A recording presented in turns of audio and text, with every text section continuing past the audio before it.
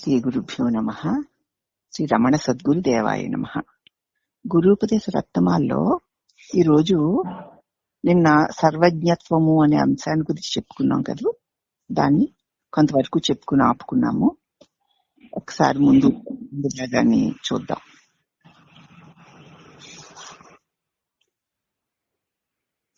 ఆత్మ తప్ప ఉనికి గల వేరే వస్తువు ఏదీ లేదు. అంటే శాశ్వతంగా ఉండే వస్తువు ఆత్మ తప్ప ఇంకేది శాశ్వతంగా ఉండదు.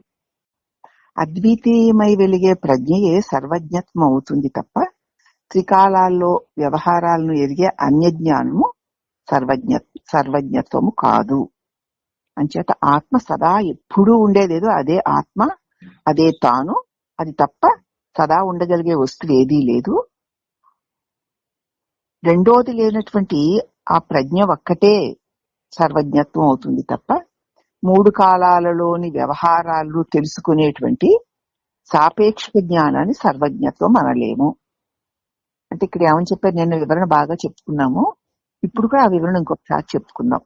ఎందుకంటే సర్వజ్ఞత్వము అంటే ఎప్పుడు సర్వకాల సర్వావస్థల యందు ఉండగలిగినటువంటి ప్రజ్ఞ, అదే నేను. నేను అంటే సర్వకాల సర్వావస్థల్లో ఉండేది. ఏ నేను? ప్రజ్ఞా స్వరూపమైన నేను. దానిని ఆత్మ అంటారు. అయితే అదే ఎప్పుడూ ఉంటుంది. ఆ ప్రజ్ఞ రూపమైన మన నిజస్వరూపమైన నేను ఎప్పుడూ ఉంటుంది తప్ప మూడు కాలాల్లో అనేక వ్యవహారాలు జరుగుతాయి కదా, నిన్న నేడు రేపు ఏవో వ్యవహారాలు జరుగుతూ ఉంటాయి. వాటిలన్నీ నాకు తెలుసండి, మొన్న అలా అయ్యింది, నిన్న ఇలా అయ్యింది, వేళ అలా అయ్యింది, రేపేమో ఇలా అవుతుందేమో అని తెలుసుకునే మన ఇప్పటి దేహం నేను నుక్కునేటువంటి ఈ తెలివికి అవన్నీ తెలుస్తూ ఉంటాయి కదా. ఈ తెలివి సర్వజ్ఞత్వము కాదు. ఏ తెలివి సర్వజ్ఞము కలిగినది అంటే నిన్న అలా అయింది, ఈవేళ ఇలా అయ్యింది, రేపు అలా అవుతుంది, అప్పుడు ఎప్పుడో అలా అయింది, ఇప్పుడు ఇలా అయింది, రేపు ఎలాగో అవుతుంది అని తెలుసుకునే ఇప్పటి మన తెలివి సర్వజ్ఞత్వము అని అనిపించుకోదు. అంటే తెలివే గాని సర్వకాల సర్వావస్థలలోనూ ఉండేది కదా. దేశం మీద, కాలం మీద, దేశకాలాలతో కూడిన వ్యవహారాల మీద ఆధారపడి ఉంటుంది. అది దేశకాల వ్యవహారాలు లేనప్పుడు కూడా ఉన్నదేదో అదే ఆత్మ, అదే నీ స్వరూపము, అదే ప్రజ్ఞ, అదే సర్వజ్ఞ అంటారు దాన్ని. అంటే అది సర్వజ్ఞ అని దాన్ని ఎందుకు అంటున్నారు అంటే అది ఎప్పుడూ ఉండడం వల్లనే అన్ని కాలాలలో, అన్ని అవస్థలలో జరుగుతున్న అన్ని క్రియాకలాపాలకి సత్తా సామర్థ్యమునిస్తూ తాను వెలుగుతూ ఉంటుంది. దాని ప్రకాశంలోనే ఇవి అన్ని మనగలుగుతున్నాయి. ఇవి ఎప్పుడూ ఒకేలాగా ఉండవు, అవునా? నిన్న ఉన్నది నేడు ఉండదు, నేడు ఉన్నది రేపు ఉండదు. ఈ రకంగా ఉండదు గనక ఇది శాశ్వతమైంది కాదు. సర్వత్రా సర్వకాల సర్వావస్థల్లో ఉనికి కలిగి ఉన్నది కాదు. అందుచేత దీన్ని ఏమన్నారు? సాపేక్షిక జ్ఞానము. ఒకదాని మీద ఆధారపడి ఉండదు, తనకు తానే ఉండలేనిది. ఆ అఖండమైన ప్రజ్ఞ వల్ల ప్రకాశాన్ని పొంది ఆ ప్రకాశంతో నాకు తెలుసు, ఇలా తెలుసు, మొన్న తెలుసు, నిన్న తెలుసు, అలా తెలుసు, ఇలా తెలుసు అని ఇప్పుడు చెప్పబడేటువంటి మన తెలివి సాపేక్షిక జ్ఞానం. అది సర్వజ్ఞత్వము. దానిని అనడానికి వీలు లేదు. ఇప్పుడు సర్వజ్ఞత్వము అంటే ఏమిటి? సర్వకాల సర్వావస్థల్లో ఉన్నది, ఇప్పుడు లేకపోవడం అనేది లేనిది. ఏది అన్నా ఉన్నా ఆ ప్రజ్ఞా ప్రకాశంలో ఉండాలే తప్ప వాటికవే ఏవి ఉండలేవు. ఇది ఏవి లేకపోయినా ఉండగలిగినదేదో అదే ప్రజ్ఞ, అదే సర్వజ్ఞత్వము. అర్థమైంది కదమ్మా? దీనికి నిన్న వివరణ చెప్పాము, మళ్ళీ చెప్తాను. త్రికాలాల్లో జరిగే వ్యవహారాన్ని తెలుసుకోవడం. లోకంలో ఏమిటి?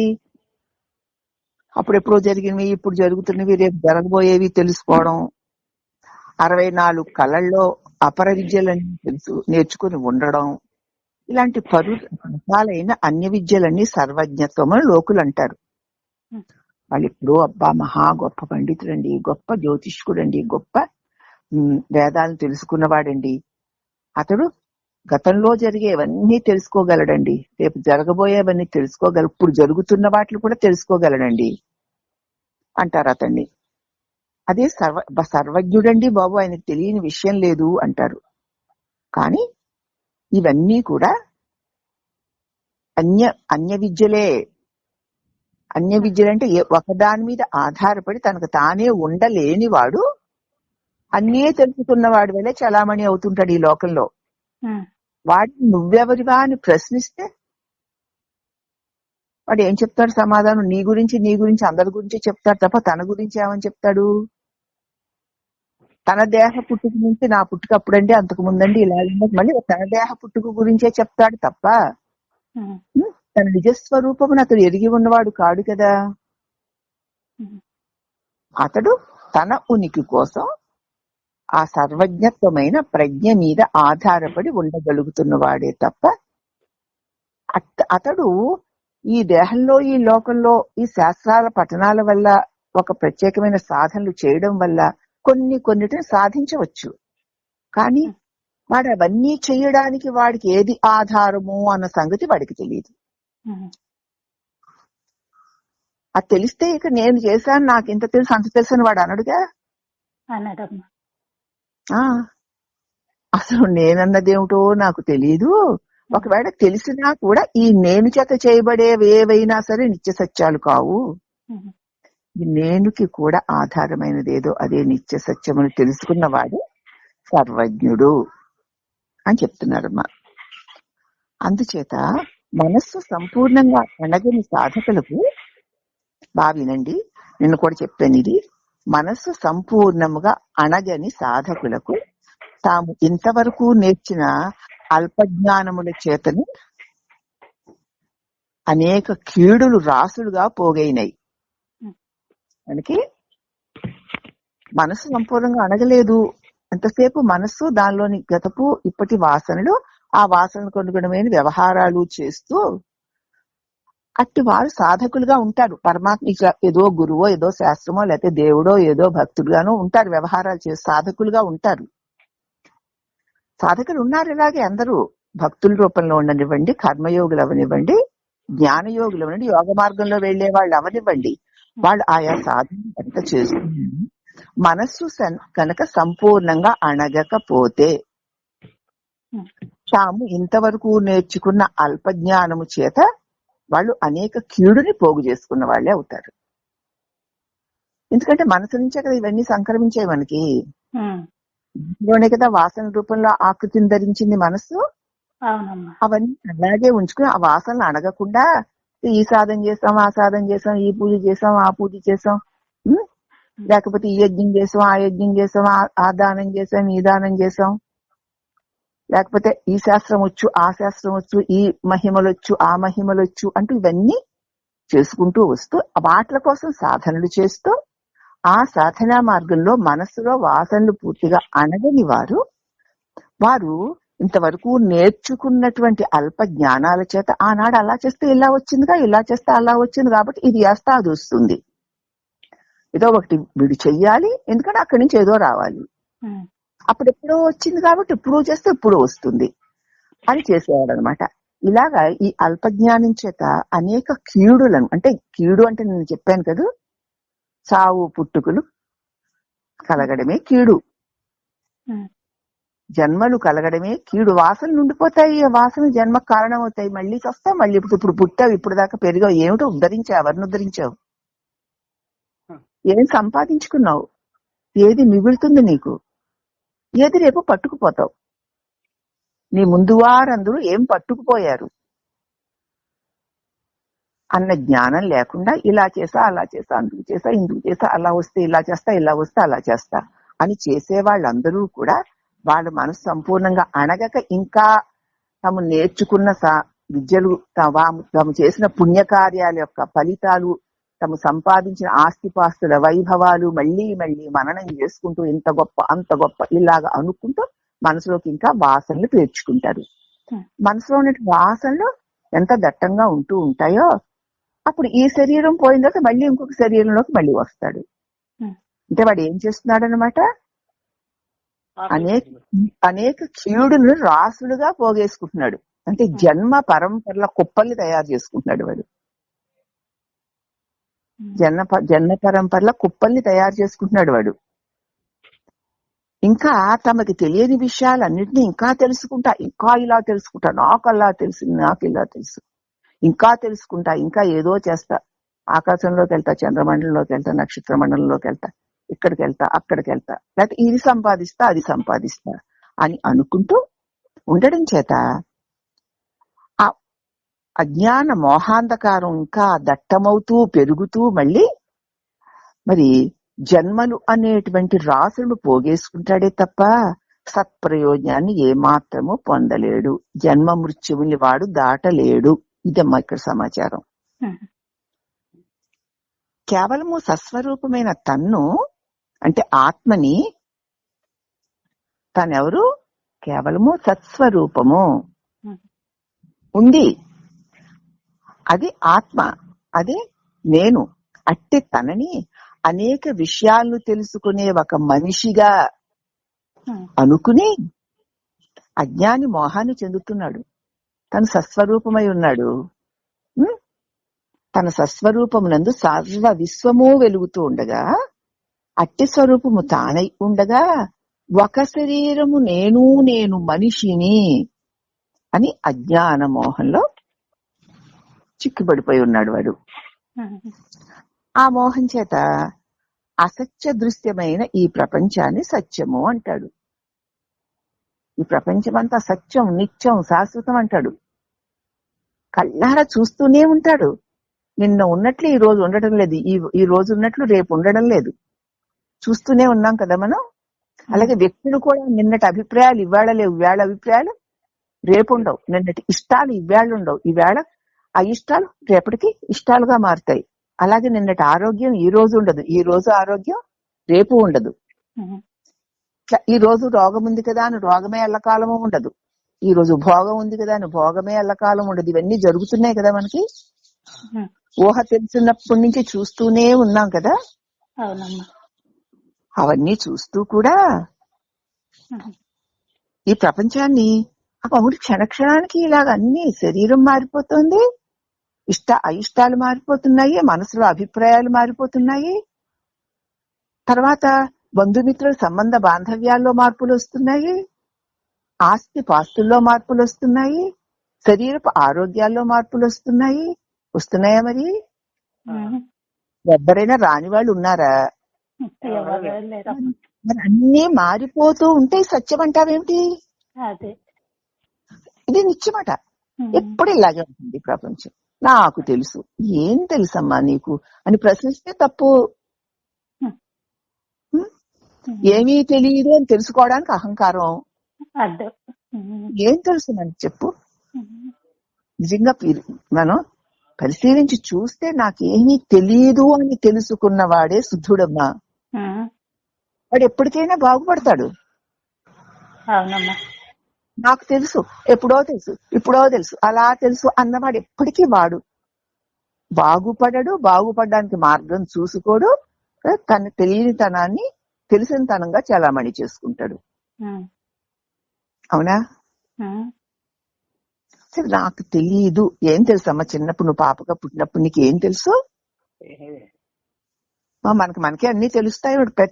ప్రతిదీ మనం కదా ఎవరో ఒకరిని చూసో, వినో, తినో, అనో కదా నేర్చుకుంటున్నావు. జీవితం అంతా పంచ జ్ఞానేంద్రియాల ద్వారా ప్రపంచంతో సంబంధం పెట్టుకొని మనం ఇవన్నీ మన లోపలికి నేర్చుకుంటున్నాం, మనం తెలుసుకుంటున్నాం. అలా తెలుసుకోనప్పుడు నాకేమీ తెలియదుగా. తెలుసుకున్నాకనే కదా అన్ని తెలుస్తున్నాయి. మరి నాకు అన్నీ తెలుసు అంటే ఎలా తెలుసు? ఇది తెలియనప్పుడు నువ్వేమిటి? తెలియని వాడివేగా. ముందు నేను ఏమీ తెలియని వాడను. ప్రతిదీ ప్రపంచాన్ని చూసి, నా తోటి వారిని చూసి, నా లోపల ఉన్నటువంటి వాసనలకి అనుగుణమై ఇష్టమైనవన్నీ నేర్చుకుంటా, ఇష్టమైనవన్నీ తన్ని వాడేస్తా అంతే. అందులో కూడా వాసన లేదు. వాసన ఏం చేస్తుంది? ఉంటాయన్నీ తెలుసుకోగలం, కానీ అవి మనకు ఇష్టం కాబట్టి వదిలేసిపోతాం. ఇష్టమైనవా చక్కగా చక్కగా ప్రత్యేకించి తెలుసుకుంటాం. అవుతుందమ్మా బాగా అమ్మా. ఈ మాటలు ఎందుకు చెప్తున్నానంటే, మనం ఎక్కడెక్కడ తట్టుకుని ఉన్నామో మనకి తెలుసు అన్న చోటల్లా నాకెలా తెలుసు అని ప్రశ్నించుకోకపోవడం వల్ల అహంకారం ముసుగులు వేసుకుంటోంది. నిజంగా నాకు తెలుసా, తెలియదు కదా, ఫలానా వారి వల్ల తెలుసుకున్నాను, ఫలానా పుస్తకం వల్ల తెలుసుకున్నాను, లేకపోతే నాకు తెలియదుగా అని తన్ను తాను చూసుకున్నవాడు తన తెలియని తలాన్ని చక్కగా గుర్తించగలుగుతాడు. వాడు శుద్ధుడుగా ఉంటాడు. తెలియని తనాన్ని తెలిసిన తనంగా భావించుకుని అది నాకు ఇంక జీవితాన్ని నాకు ఎప్పుడో తెలుసు ఇవన్నీ చేసేస్తాను అని అనుకుంటున్నాడంటే వాడు తెలియని తనానికి తెలుసు అనే ముసుగు వేసుకు బతుకుతున్నాడు. ఇంకా తనకు తెలియని విషయాలన్నింటినీ తెలుసుకోవాలి అనుకుంటాడు. ఏం చేసుకుంటావు తెలుసుకుని? ఏం చేస్తావు? తెలుసుకుంటావు, నీ మనసుకి నీ ఇష్టానికి నీ వాసనకి నచ్చినవి మాత్రమే తీసుకుని ఆచరిస్తావు. నచ్చనివి కోటి మంచి ఉన్నా ముట్టుకోవు. నీ తెలుసుకోవడం ఎందుకు? ఇలా తయారవుతాడు. ఇంకా ఏదో తెలుసుకోవాలి. తెలుసుకుంటాం కానీ మాకు నచ్చితే చేస్తాం, లేకపోతే చెయ్యం. అలాంటప్పుడు తెలుసుకోవడం ఎందుకు? అలాగే తన ఉన్నటువంటి అజ్ఞాన మోహాంధకారం ఇంకా దట్టంగా కమ్ముకుపోతుందే తప్ప సత్ప్రయోజనం ఏమీ ఉండదు. కేవలము సస్వరూపమైన తన్ను అనేక విషయాలు తెలుసుకునే ఒక మనిషిగా ఎంచి అజ్ఞాని మోహాన్ని పొందుతాడు. నేను చిన్మయ స్వరూపాన్ని ఉండగా అన్నిటినీ ప్రకాశింపచేసే తెలివై ఉండగా, ముందు నువ్వు తెలివై ఉన్నావు, ఉన్నాకనే నీ తెలివిలో ఇవన్నీ తెలియబడుతున్నాయి. నాకు అది తెలుసు ఎలా తెలుసు? నువ్వు తెలివై ఉన్నావు గనక. ఆ సంగతి తెలియదు మనకి. పెద్ద పండితుడండి వీడు. దేహం నేననుకుని ఒక మనిషిగా తను భావించుకుని పెద్ద పండితుడిలాగా వ్యవహారం చేస్తాడు. ఎలా తెలుసు నీకు? నాకు ఇది తెలుసు. ఇప్పుడు నేను పుస్తకం చదువుతున్నాను, ఈ విషయం మీకు చెప్తున్నాను, నాకు తెలుసు కాబట్టి నేను చెప్తున్నాను అంటాను. ఎలా తెలుసు నన్ను నేను ప్రశ్నించుకోకుండా నాకు ఇది తెలుసు కాబట్టి నేను చెప్తున్నాను అన్నాను అంటే వాడు అజ్ఞానే. వాడు అజ్ఞానే. వాడికి ఏది వాడి బుద్ధిలోకి వచ్చి వాడు నేర్చుకుంటాడో అదే వాడికి తెలుసు, దాన్ని అట్టుకు వేలాడుతూ ఉంటాడు అంతే. అందుచేత నాకెలా తెలుసు? నాకు ఎలా తెలుసు? ఇది నేను ఎలా తెలుసుకోగలిగాను? ఇది నేను ఎలా నేర్చుకోగలిగాను అని తను తాను ప్రశ్నించుకున్నప్పుడు ఇక్కడ తన స్వరూపం బయటపడుతుంది. ఓహో, ఇది అన్నిటినీ తెలుసుకోగలిగిన ప్రజ్ఞాస్వరూపాన్ని, తెలివి స్వరూపాన్ని అని తను తాను తెలుసుకోగలుగుతాడు. అందుచేత కానీ తాను అటువంటి ప్రకాశ స్వరూపమై ఉండగా అనేక విషయాలను మాకు తెలుసు, అది తెలుసుకునే మానవుడిగా తను తాను ఎంచి మోహంలో పడుతున్నాడు. ఆ మోహం చేత అసత్య దృశ్యమైన ఈ ప్రపంచమంతా సత్యం అంటాడు. ఇందాక చెప్తాంగా, ఏది సత్యం చూపించి ఒక్క క్షణం. ఒక నదీ ప్రవాహంలో కదా ఇలా ఒక్క పాదం పెట్టినప్పటికీ ఉన్న నీరు రెండో పాదం పెట్టేసరికి వెళ్ళిపోతుంది, మొత్తం నీరు వస్తుంది. ఆ ప్రవాహమే ఇప్పుడు ఉంది అంటే ఎలా ఉంటుంది?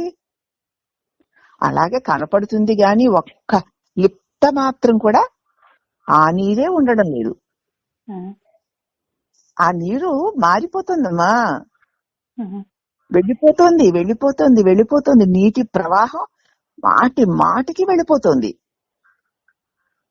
ఒక పాదం పెట్టి రెండో పాదం పెట్టే లోపుగా మొదటి పాదం పెట్టినప్పుడు ఉన్న నీరు ఉండడంలా రెండో పాదం మళ్ళీ ఇంకొక నీటిలో పెడుతున్నావు.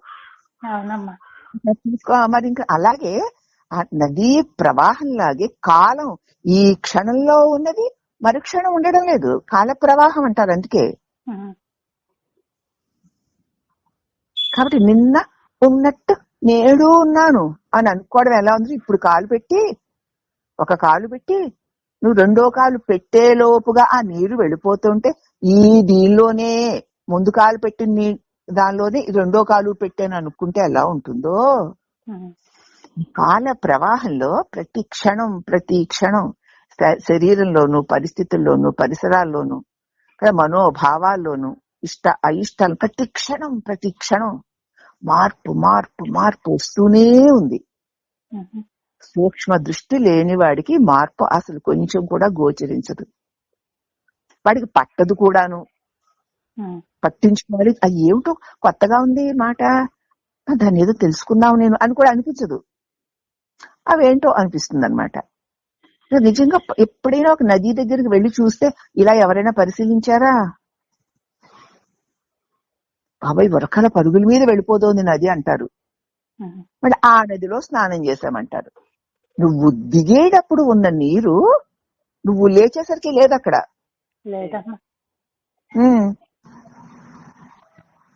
మరి ఏమైంది? నిరంతరం ప్రవహిస్తూ పోతోంది. కానీ అదే నది, నిన్నున్న నది ఈవేళ, నిన్నున్న గోదావరి ఈవేళ లేదు.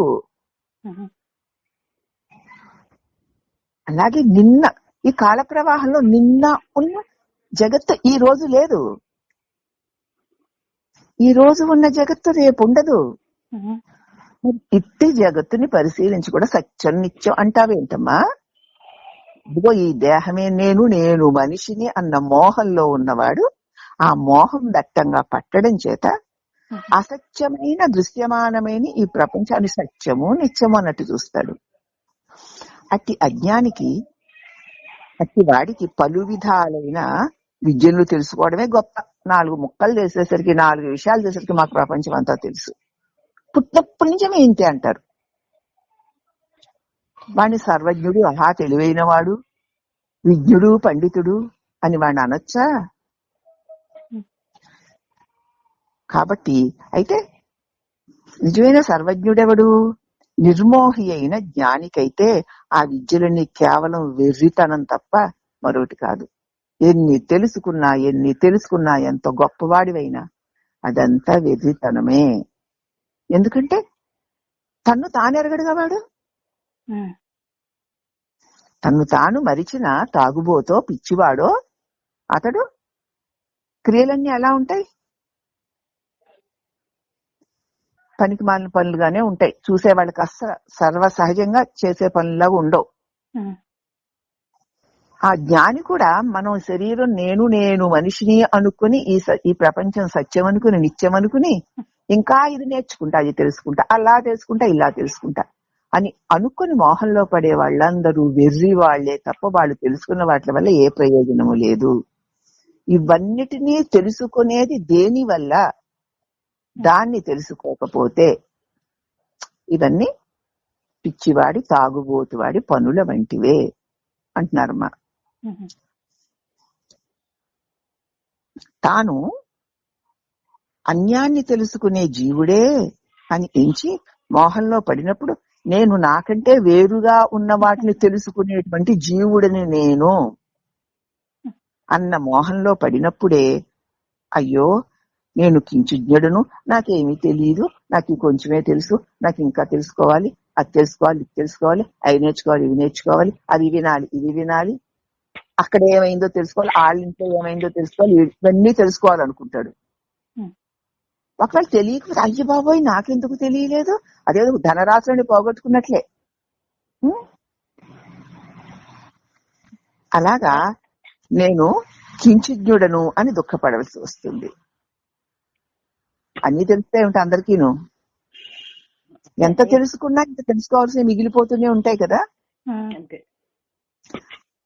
అందుచేత తానేమో తనకంటే వేరుగా ఉన్న వాటిని తెలుసుకోవాలని ఆసక్తి కలిగిన వాడు ఆ విషయాల్లో దూరి నువ్వు ఎంత తెలుసుకున్నా ఇంకా నీకు కుప్పలు మిగిలిపోతూ ఉంటాయి. ఇంకా అది తెలియాలి, ఇది తెలియాలి, వాళ్ళు తెలియాలి, వీళ్ళు తెలియాలి, అక్కడ తెలియాలి, ఇక్కడ తెలియాలి అనుకుంటావు. అలా తెలియలేకపోతే నువ్వెంత అయ్యో నాకు తెలియలేదని బాధపడిపోతావు. ఏం నష్టం నీకు తెలియపోతే? అనుకోడు వాడు. హాయిగా ఉంటాడు. తెలియలేదన్న దుగ్ధ కడుపు ఉబ్బిపోయి తెలుసుకునే వరకు ఏడుస్తూనే ఉంటాడు వాడు. ఇప్పుడు అది లేదమ్మా. అందుకని అటువంటి వాడు దుఃఖపడి తీరక తప్పదు. తెలిసిన వాడికి వాళ్ళకి నిద్ర ఉండదమ్మా, నిద్ర ఉండదు. ఒకవేళ నిద్ర పట్టా మళ్ళీ లేచి ఎలాగే సరే వాళ్ళు చేసేసుకోవాలి. వాళ్ళని అడిగేసి వీళ్ళని అడిగేసి అంతే దుగ్ధ వాడికి. ఆ కించిజ్ఞత్వము ఆత్మజ్ఞాన అనుభవ సమయంలో అసత్యమై నశించినట్లే సర్వజ్ఞత్వం అని చెప్పబడేది కూడా ఆ ఆత్మజ్ఞాన అనుభవంలో అసత్యమై నశించవలసింది.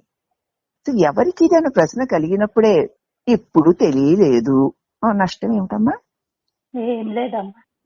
ఎందుకు వీడు తెలుసుకోవాలనుకుంటున్నాడంటేనమ్మా, తాను నాకంటే వేరుగా ఉన్నటువంటి అన్య విషయాల్ని తెలుసుకునే జీవుడు నేను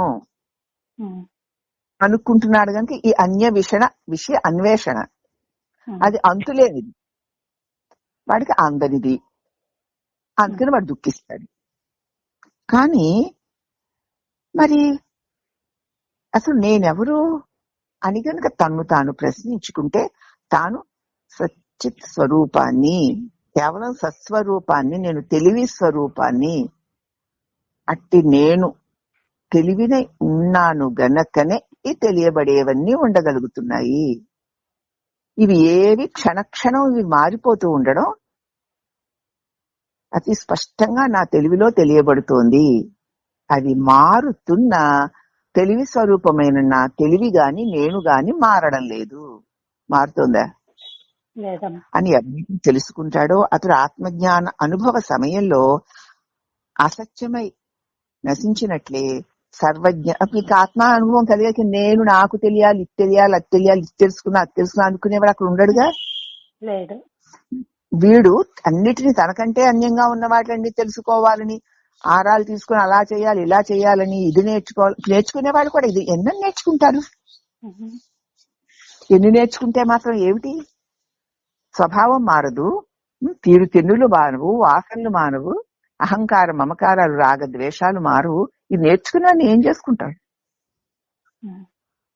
అని తన్ను తాను ఏమిటి స్వభావాలు మారడం లేదు, లక్షణాలు మారడం లేదు, ఈ అహంకారపు కప్పులు ముసుగులు మారడం లేదు, ఇవన్నీ నేర్చుకుంటే ఏమిటి నాకు ఒరిగేది అని ఎవరికైతే వివేకం కలుగుతుందో వాడు అసలు నేను పుట్టక ముందు నేనేంటి, పుట్టాక నేనేంటి, ఇప్పుడు నేనేంటి, ఇది సచ్చాక నేనేంటి అని తను తాను పరిశీలించుకుంటే నేను అంటే ఏమిటో తెలుసుకోగలిగినటువంటి స్థితిని తెలుసుకున్న గురువు ద్వారా వాడు గ్రహించి ఓహో ఇవి అన్ని కనీసం అల్పజ్ఞుడు నేను అనేటువంటి ఒక దేహం అనుకునే జీవ భావన ఉన్నంతసేపు తెలియబడేవన్నీ గొప్పవిగానే ఉంటాయి. కానీ ఎన్ని తెలుసుకున్నా ఇంకా మిగిలే ఉంటాయి. ఈ తెలుసుకునే నేనెవరు అని తెలుసుకున్నప్పుడు, ఆత్మానుభవాన్ని పొందినప్పుడు ఇక ఈ తెలుసుకునే నేను వీడు అల్పజ్ఞుడేను కాసేపు ఉండి ఏవో కొంతో తెలుసుకుని పోయేవాడు. అవునా? వాడి సర్వకాల సర్వావస్థ నిన్న ఉన్నట్టు నేడు లేడుగా, ఉన్నట్టు రేపు ఉన్నట్టు కాదు. సర్వకాల సర్వావస్థ ఎందు ఒకే విధముగా ఉన్నవాడు కాకపోవడం చేత మరి ఏకవస్తువు ఏదా అంటే ఆ ప్రజ్ఞాస్వరూపమైన తెలివే. అది సర్వకాల సర్వావస్థలోనూ ఉంది. ఈ కించుజ్ఞుడైన నేను దేహాన్ని అనుకునేటువంటి ఒక జీవుడిని, వాడి మనసులో ఉన్నటువంటి వికారాలు, వాటి వ్యవహారాలు, దానివల్ల వాడు పడే ప్రలోభాలు, అజ్ఞాన అంధకారపు మాయలు అన్నిటినీ వెలిగిస్తూ దాన్ని దేన్ని అంటుకోకుండా ఉన్న తెలివి స్వరూపాన్ని నేను అన్ని తన్ను తాను తెలుసుకున్న వాడు. ఆ తెలివి సన్నిధానంలో ఈ తెలుసుకునేవాడు లేనివాడే అయిపోతాడు. తను తెలివని తెలుసుకున్నాడుగా. అలాగే సర్వజ్ఞత్వము అని చెప్పబడేది కూడా తన నిజస్వరూప ఆత్మానుభవంలో అసత్యం అయిపోతుంది. ఎన్నిటిని తెలుసుకున్నవాడైనా ఎంత గొప్పవాడైనా సరే తానెవరా అని తను ప్రశ్నించుకుంటే తను ప్రజ్ఞాస్వరూపమును అన్న అనుభవం పొందాక ఈ ఘనతలు, ఈ మహా పాండిత్యము అన్నిటినీ నిన్న నేడు రేపులు తెలుసుకోగలిగినటువంటి భూత భవిష్యత్ వర్తమాన కాలాలలో జరుగుతున్న సంఘటనలన్నింటినీ తెలుసుకోగలిగిన సర్వజ్ఞుడును అనుకునేవాడు కూడా అసత్యమే అయిపోతాడా సత్య సన్నిధానంలో? ఎందుకు సత్య సన్నిధానంలో అయిపోతాడు అంటే నేను అనుకునేవాడు తన్ను తాను చూసుకున్నాడు. తను అఖండ ప్రకాశం అన్న అనుభవం కలిగింది. వాడు లేడు, వాడికి ఉన్నాయనుకున్న విద్యలు, ఆ విద్యలు కలిగి ఉన్న లోకము కూడా వాడికి ఉట్టి మిథ్యలే అయిపోతాయి. కాబట్టి తాము అహంకార స్వరూపముని భావించే అజ్ఞానుల కోసం అహంకార స్వరూపులంటే నేను ఈ శరీరాన్ని అని భావించుకునేటువంటి అజ్ఞానుల కోసం వేదాలు ఈశ్వరుని సర్వజ్ఞుడు అని స్తుతించాయి. దేహం నేనని పట్టుకు తిరిగే వాళ్ళకి మరి ఒకేసారి నువ్వు బ్రహ్మానివి అంటే తెలియదు కదమ్మా. వాళ్ళ కోసం వేదాలు ఈశ్వరుడు అని ఒక పరమాత్మ ఉంది, అతడు సర్వజ్ఞుడు అని చెప్పే. ఒక అతీతమైన దివ్య శక్తి ఉంది, అది సర్వ వ్యాపకమై ఉంది. నువ్వు ఈ శరీరంలో ఎలా ఉన్నావో ఈశ్వరుడి తెలియబడే ప్రతి శరీరంలోనూ వ్యాపించి ఉన్నాడు. ఈ శరీరంలో ఉండి నువ్వు తెలుసుకునేవి స్వల్పమైనవేను, అల్పజ్ఞత్వమేను. అన్ని శరీరాలలో నుండి అన్నిటినీ తెలుసుకునేటువంటి ఆ ఈశ్వరుడు సర్వజ్ఞుడు. సర్వము తానే అయి ఉన్నాడు గనక సర్వమును తెలుసుకోగలుగుతున్నాడు.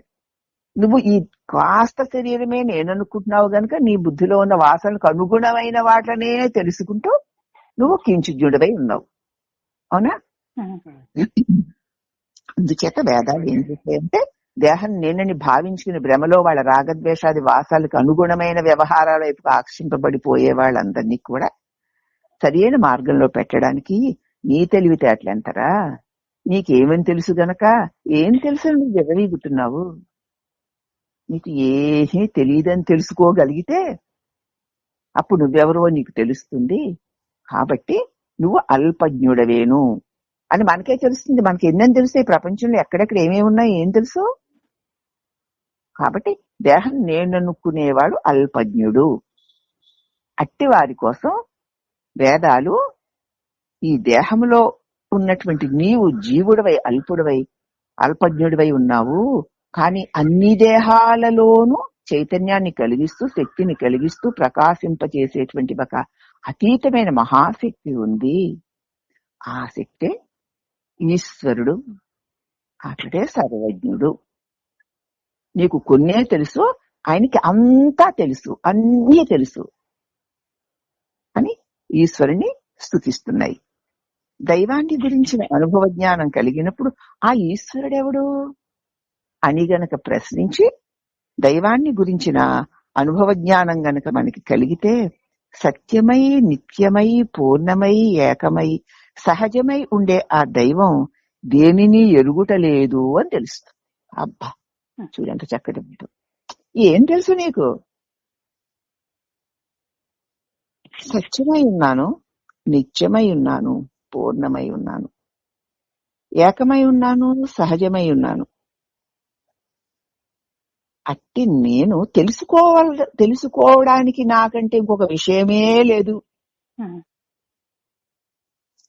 ఏం తెలుసుకుంటా అక్కడ ఏముంది? ఆ ఉన్నదేదైనా ఉండేదా, శాశ్వతమైందా, విలువైందా తెలుసుకోవడానికి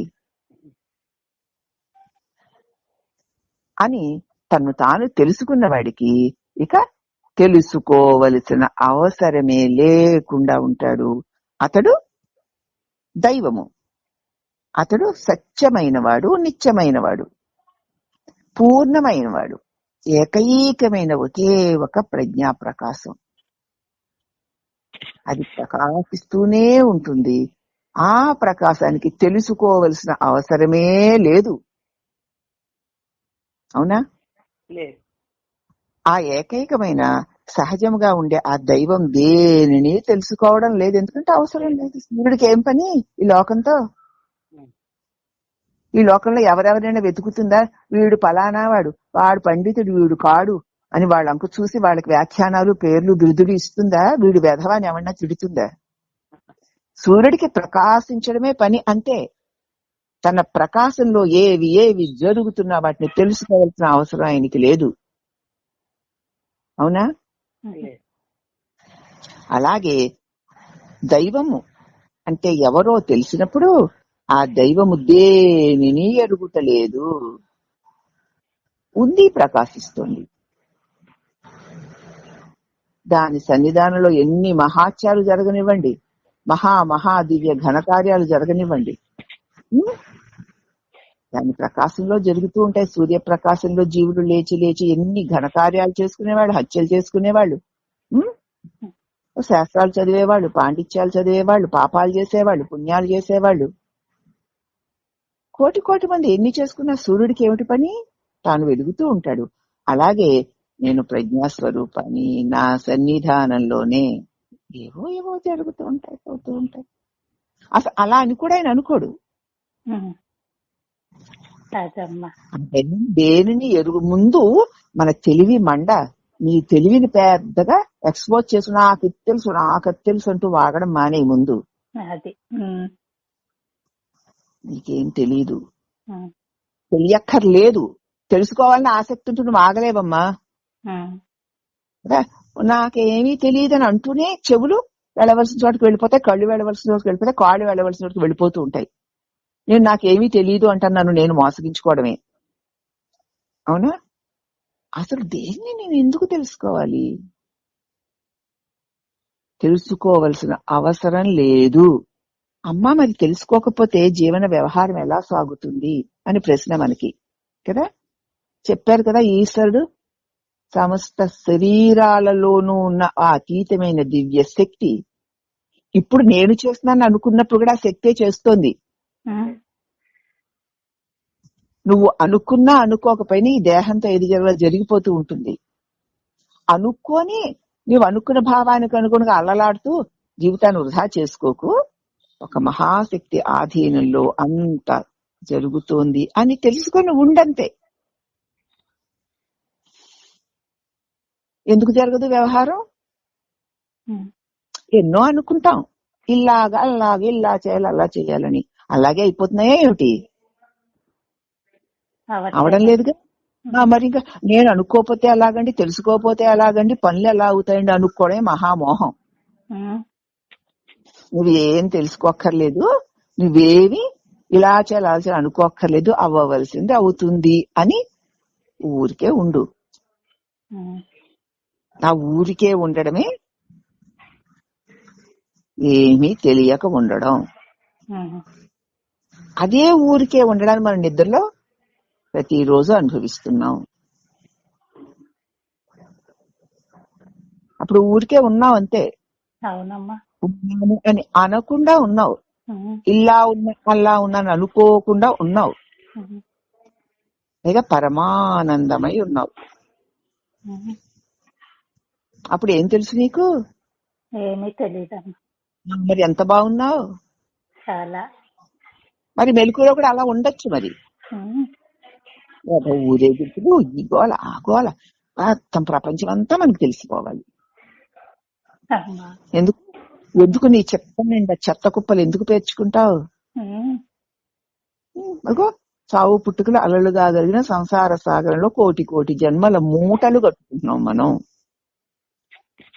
కాబట్టి నీ స్వరూపం ఇట్టిదని తెలిసిన తరువాత ఇక తెలుసుకోవడానికి ఏదీ లేదు.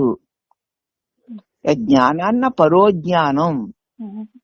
ఏది తెలుసుకున్న తర్వాత ఇంకా తెలుసుకోవలసింది లేదో అదే నీ స్వరూపము పరబ్రహ్మము. ఏది చూసిన తర్వాత ఇక చూడడానికి మరొకటి లేదో అది నీ స్వరూపము. దేన్ని పొందాక ఇంకా మరొకటి పొందవలసిన అవసరమే లేదో అదే బ్రహ్మము, అదే నువ్వు అన్నారు శంకర్ల వారు. ఇప్పుడు మనకి ఏం తెలిసింది?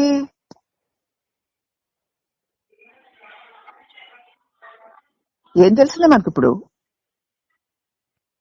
నేనేమీ తెలుసుకోక్కర్లేదు, నాకు తెలుసుకున్న నా తెలివితేటలతోటే ఈ సంసారాలు ఇవన్నీ గడవడం లేదు, అది జరగవలసింది జరుగుతోంది అని తెలుసుకో. తెలుసుకున్నాక ఇంకేమీ తెలుసుకోక్కర్లా. ఇంకోటి తెలుసుకున్నావు అంటే తగలడుతున్నావు అని అర్థం, మాటకు చెప్తున్నావు తప్ప తగలడుతున్నావు అని అర్థం. ఇంకేం తెలుసుకుంటావు? ఒక మహాశక్తి ఆధీనంలో సమస్తము జరుగుతోంది. అవునా? అదే ప్రకృతి. జీవుల యొక్క కర్మానుసారం వారి వారి కర్మగతులని తుచా తప్పకుండా పంచిపెడుతుంది అది, ఆ మహాశక్తి కదా. దాని పని అది చేసుకుని హరిబ్రహ్మాదులు కూడా దానికి అడ్డు రారు. అది చేసుకుంటూ వెళ్ళిపోతుంది. ఎప్పుడెప్పుడు ఎవరెవరు ఎక్కడెక్కడ ఎలా ఏది చెయ్యాలో ఏది అనుభవించాలో దాన్ని అలాగా స్వపరభేదం లేకుండా, అహంకార మమకారాలు లేకుండా ఎవరిది వారికి నిష్పక్షపాతంగా పంచిపెడుతుంది. ఆ మహాశక్తి దాని ఆదేశానుసారం జరిగిపోతూ ఉంటుంది. నీకేం పని ఇక్కడ అని ఊరక ఉండు. అలాగే సూర్య సన్నిధానంలో జీవులందరూ వారి వారి కర్మగతులు చేసుకుంటున్న సూర్యుడికి ఇవేవి ఎట్లా పట్టవో అవి అన్ని మహాశక్తి ఆధీనంలో జరుగుతున్నాయని తెలుసుకున్నవాడు ఊరికే ఉంటాడు. వాడు సూర్యుడి వలె ప్రజ్ఞాప్రకాశంగా ఉంటాడంటే. ఈ దేహంలో పడి జారిపోకున్నప్పుడు నిలబడ్డాడు. ఒక శక్తి నడుపుకుంటోందని దీనికంటే బయటకు వచ్చాడు. వాడు వచ్చాడా? వచ్చాడమ్మా. నేను కాదు ఇక్కడ, నేను అనుకోవడాలు, నాది అనుకోవడాలు, ఇవన్నీ చేయడాలు, ఈ నిద్ర లేపుతున్నది ఎవరు, పనులు చేయిస్తున్నది ఎవరు, పడేస్తున్నది ఎవరు, ఈ కష్టసుఖాది అనుభవాల్ని పంపిస్తున్నది ఎవరో వారి పని వారు చేసుకుంటున్నారు. ఇక్కడ నేను నాది ఏది లేదు అని ఈ నేనుని, నాది అనబడే మేనుని వదిలేశాడు. అంటే ఉదాసీనంగా ఉన్నాడు. ఉన్నప్పుడు దానికదే అవి సాగిపోతుంది. అప్పుడు ఆ ఉదాసీనంగా వాడెవడు? ఊరికే ఉన్నాడు గనక సూర్యుడు ఊరికే అలా వెలుగుతూ ఉన్నాడే తప్ప ఏమీ చేయలేనట్లు ఈ ఊరికే ఉన్నవాడు కూడా అచలమైన శివుడే. వాడే చలించే దేహంలో దూరాడా జీవుడవుతాడు. చలించక దీనిని మహాశక్తి నడుపుతోంది అని దీనికి అతీతంగా నిలిచాడా శివుడవుతాడు. వాడికి ఇక తెలుసుకోవాల్సిన అవసరం లేదు. అది చెప్తున్నారమ్మా. జీవన్ముక్తులు కూడా ఇతరుల వలె జగత్తుని చూస్తారు. ఎందుకు చూడరు? వారు చూసేటప్పుడు అనేక భేదాలు, నామరూపాలు వేరువేరుగా కనిపిస్తూ ఉంటాయి కూడాను. అయితే వారు భేదాలను చూస్తూనే వాటిలో అభేదత్వాన్ని అనుభవిస్తూ ఉంటారు. అన్నిటి యందు ఉన్న ఏకైక శక్తినే వాళ్ళు చూస్తూ ఉంటారు. అంచేత వ్యక్తిగత భేదాలు, దేహాల భేదాలు, వ్యవహార భేదాలు, వాళ్ళ వాసనలకు అనుగుణంగా వాళ్ళు చేసేటువంటి క్రియా భేదాలు పట్టించుకోరు. అతీతమై ఉన్నటువంటి భేదాలను చూడకుండా అభేదమైనటువంటి ఆ ఏకైక స్థితిలో వాళ్ళు ఊరక ఉంటారు. అది అని చెప్పడం మామూలుగా సర్వసామాన్యంగా అంతే కదా, వాళ్ళు అలా ఉంటారు. అయితే జీవన్ముక్తుల గురించి ప్రజల్లో ఎన్నో అపోహలున్నాయి. జీవన్ముక్తి అంటే శరీరం జీవించి ఉంది గాని ఈ శరీరం నేను కాదని దీని నుంచి విడిపడి ఉన్న వాళ్ళని జీవన్ముక్తులు అంటారమ్మా. వాళ్ళల్లో జీవన్ముక్తుల గురించి లోకంలో అందరికి ఎన్నో అపోహలున్నాయి. పైన చెప్పింది ఒకటి. శ్రీ భగవాన్ రమణులు మాత్రం ఈ భావం తప్పయ్యా, అబద్ధము అని ఈ వచనంలో చెప్తున్నారు. ఏ కారణం చేత అది అబద్ధమండి, తప్పు అని రాబోయే వచనంలో మనకు వివరిస్తారు. ఇతరుల యొద్ద దొరకనిది భగవాన్ ఒక్కరే ఇచ్చిన కొత్త సత్యం ఇది. ఏంటంటే మోహబుద్ధి చేత అనేక భేదాలను చూసే అజ్ఞానుల దృష్టిలో, మోహబుద్ధి చేత అనేక భేదాలను చూసి తాను వేరనుకుంటాడు, ఇతరుడు వేరనుకుంటాడు. ఈ జగత్తంతా వేరనుకొని చూసేటువంటి అజ్ఞాన దృష్టిలో ముక్తుడు కూడా తనకంటే వేరైన ఒక వస్తువుని చూసినట్లుగా ఒక వస్తువులాగా కనపడతాడు వాడికి. తనకలాగే ఒక దేహంలాగా కనపడతాడు వాడికి, వేరేని చూసేవాడికి. కానీ ఆ ముక్తుడు దేనిని చూడడు, అతడు ద్రష్ట కాదు.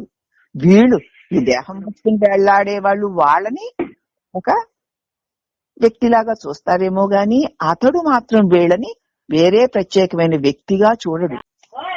కాబట్టి అతడు దేనిని చూడడు, అతడు ద్రష్ట కాదు. దేన్ని చూడవలసిన అవసరం ఏముంది? తనకు తానుగా వెలుగుతూ ఉంటాడు. అందుచేత ఈ గ్రంథంలో 119వ పద్య భావాన్ని ఇప్పుడు ఒకసారి చెప్పి తెచ్చుకోవాలి. తనను ఒక వేరు వ్యక్తిగా ఎంచి చూస్తూ ఉన్నంత కాలము జ్ఞానిని కూడా ఒక వేరు వ్యక్తిగానే చూస్తాడు. ఈ గ్రంథంలోనే 119వ పద్యం యొక్క భావము ఏమిటి అంటే, తనని తాను ఒక వేరే వ్యక్తి, వాళ్ళు వేరు నేను వేరు అనేటువంటి దేహాన్ని బట్టి వేరే కదమ్మా. నీ దేహం వేరు, వాళ్ళ దేహం వేరు. ఉమ్, మరి అలా కాకపోతే ఆ ఆ వాడు నేను ఒకటేని ఎలా అనుకుంటాం? ఉమ్. దేహాలు వేరు గాని లోపల ఉన్నటువంటి ఆ దేహి, Yes. ఉమ్, ఆ ఒక్కటే. చైతన్యం, శక్తి ఒక్కటేని ఎవడు చూస్తాడు? అందుకే నువ్వు వేరు నేను వేరు, నీదిది నాదది అని గీతలు తీసుకొని బతకడం. అందుకే ఉమ్, అర్థమవుతుందా? అందుచేత తనని తాను ఒక ప్రత్యేకమైన దేహముతో కూడిన ఒక వ్యక్తిగా ఎంచి చూస్తూ ఉన్నంత కాలము కూడా ఉమ్, జ్ఞానిని కూడా ఒక వేరు వ్యక్తిగానే చూస్తాడు. ఉమ్, నువ్వు ఒక దిమ్మ బొమ్మవి, వాడొక బొమ్మ. మనకంటే చాలా గొప్ప తెలివితేటలు కలిగిన వాడు, అంతే. ఇక అంతకంటే నీ బుద్ధికి నా బుద్ధికి అందుతుందా? మరొక విధంగా ఎందుకంటే తనని తాను ఒక వ్యక్తిగా ఎంచి చూస్తూ ఉన్నంత కాలము కూడా జ్ఞానిని కూడా ఒక వేరు వ్యక్తిగానే చూస్తాడు. మరొక విధంగా అతడు చూడలేడు, ఎందుకంటే తను ఒక పరిధిలోంచి చూసుకుంటున్నాడు గనక. ఉమ్, కనుక అవ్యక్తము అశరీరము అయిన జ్ఞానమే తాను. చూడండి, ఈ మాట బాగా వినాలి. అవ్యక్తము ఉమ్, అశరీరము, వ్యక్తము కానిది శరీరము కానిది ఉమ్, అయినటువంటి శుద్ధ ప్రకాశ స్వరూపమైన జ్ఞానమే తాను. నేను అఖండ ప్రకాశమును అని తానైన ఆ ముక్తుడిని కూడా ఒక ద్రష్టగా చూడడము, ముక్తుడు కూడా తనలాగే తను దేహాలను పట్టుకు తిరుగుతున్నాడు కాబట్టి వాడు కూడా అలాగే తిరుగుతున్నాడని అనుకోవడము. ఇదిగో అజ్ఞాని దృష్టిలో సత్యంగానే కనిపిస్తుంది గాని జ్ఞాని ద్రష్ట కాదు. అతడు దేనిని చూడడం లేదు. పనే ఉంది జ్ఞానికి, దేని చూడాలి అతను? ఉమ్, తను ఊరికే వెలుగుతున్నాడంటే ఆ వెలుగులో ఎవరికి ఏది కావాలో ఎవరైనా ఉంటే వాళ్ళు ఏదైనా చేసుకుంటే చేసుకుని కాక నాకేం కావాలి? నేను దేహం అయితే నాకు ఏదైనా కావాలమ్మా, అవునా? నేను మనసు అయితే ఇంకా లోకమంతా కావాలి, ఉమ్, కుదరక గాని నేను దేహం అయితే నాకు ఏదైనా ఇతరుడు కావాలి, నేను మనస్సు అయితే లోకమంతా కావాలి. ఈ దేహ మనస్సుల కూటమి అయినటువంటి ఈ శరీరము నేను కాదు, నేను ప్రకాశాన్ని అని తాను ప్రకాశమై ఉన్నాడు, అవునా? ఉమ్, ఆ ప్రకాశంలో మిగతా దేహములన్నిటితో పాటు ఈ దేహము కూడా గుంపులో గోవిందాన్ని కొట్టుకుపోతోంది. దేనిలో? శక్తి ప్రవాహంలో, ఉమ్, అవునా? అవునమ్మా. ఇప్పుడు కూడా ఆ కాల ప్రవాహంలో శక్తి ప్రవాహంలో కొట్టుకుపోతూనే ఉంది. ఇది క్షణ క్షణం మారిపోతూను, ఉమ్, అవునా? ఉమ్, దాన్ని ఎరిగి ఉన్న ప్రకాశాన్ని నేను అన్ని దేహాలతో పాటు ఈ దేహం, అన్ని దేహాలు ముసలిదయ్యి ఈ దేహం ఏమైనా యవనంగా ఉంటుందా? అన్ని దేహాలు రోగిష్టి అయిపోయి ఈ దేహం ఏమైనా ఆరోగ్యంగా ఉంటుందా? ఉండదే. అన్నిటికీ కలుగుతున్న వికారాలు దీనికే కలుగుతున్నాయి. అలాగే అన్ని మనసులో ఉన్న వికారాలు ఈ మనసులోనే ఉండి ఉండొచ్చు. అవేవి నేను కాదు, నేను ప్రజ్ఞాస్వరూపాన్ని అని ఎరిగి ఉన్నావు కదా నువ్వు. అట్టివాడికి మరి ఈ దేహాలు యొక్క వికారాలు తనకంటే అన్యంగా ఇంకొకటి ఉంది అని తెలుసుకోవాల్సిన అవసరం ఏముంటుంది? ఉండదు కదా. అయితే ఆ దేహం నేను అనుకున్న వాడికి గాఢమైన అజ్ఞానం తట్టుకుపోయి ఉండడం చేత ముక్తుడు కూడా తనలాగే భేదాలతో నేను చూస్తున్నట్టే ఆయన చూస్తున్నాడు, నేను తెలుసుకున్నట్టే ఆయన తెలుసుకున్నాడు, నాకేది గొప్పదో వాడికి ఏది గొప్పది, వీడికి ఇది గొప్పది అనుకోవడం, అనుకుంటూ భేదాలు చూస్తూ ఉంటాడని అనడం అజ్ఞాని దృష్టిలోనే సత్యం గాని జ్ఞాని ద్రష్ట కాడు. అతడు దేనిని చూడడం లేదు. ఎందుకు చూస్తాడు? ఎందుకు చూస్తాడమ్మా? చూడడం అంటే అన్యంగా వేరే ఇది లేదు కదమ్మా. దేహం ఉంది గనక ఈ దేహంతో ఎంత వరకు అవసరమో అంతవరకు తప్ప దృష్టిని వెళ్ళనివ్వడు, శబ్దాన్ని వెళ్ళనివ్వడు. వెళ్ళనివ్వడండి వెళ్ళవు వాడి ఇంద్రియాలు, వెళ్ళనివ్వడం ఆపడు. ఎందుకంటే వాడు అంటుకోలేదుగా. ఊ అంటే చెప్పినట్టల్లా వాడు వెనకాల పోవడం లేదుగా. అలా నిండి నిలిచి వెలుగుతున్నాడు. అవి ఆ మహాశక్తి ఆధీనుడు ఎంత వరకు వ్యవహరించాలో అంతవరకే వ్యవహరించి అవి పడిపోతున్నాయి. దేనికి ద్రష్ట అతడు? చూడవలసిన పని ఏంటి అతడికి? తనకు తానుగానే వెళ్తున్నాడు అంతే. ఒకటి బాగా గుర్తుపెట్టుకోవాలి, మహాశక్తి ఆధీనంలో ప్రతి దేహము ప్రారంధానుసారంగా నడపబడుతోంది. ఇక్కడ నేను అనేటువంటి కర్త ఎవ్వడూ లేడు అని ముందు తెలుసుకోవాలి. తెలుసుకున్నావా? బాగా అమ్మా. ఆ కర్త లేనప్పుడు మహాశక్తి ఆధీనంలో ఏ ప్రారంభం కోసం ఈ శరీరం వచ్చిందో ఆ శరీరాన్ని మహాశక్తి పెంచి పోషించుకుంటూ దాని చేత చేయించుకోవాల్సిన పని ఆ మహాశక్తి చేయించుకుంటోంది. ఆ మహాశక్తి అనే కాల ప్రవాహంలో దేహం క్షణక్షణం కొట్టుకుపోతూనే ఉంది. ఇక్కడ నేననే కర్త లేడు, శక్తే సమస్తమై ఉంది అని తెలుసుకున్నప్పుడు నేను ఇలా చేస్తాను, నేను అలా చేస్తాను, నేను అలా చేస్తాను అనుకోవాల్సిన అవసరం ఏమిటి? చేస్తుందంతా మహాశక్తి కదా. అందుకే మాటి మాటికి నేను నేను దూరి రాడు.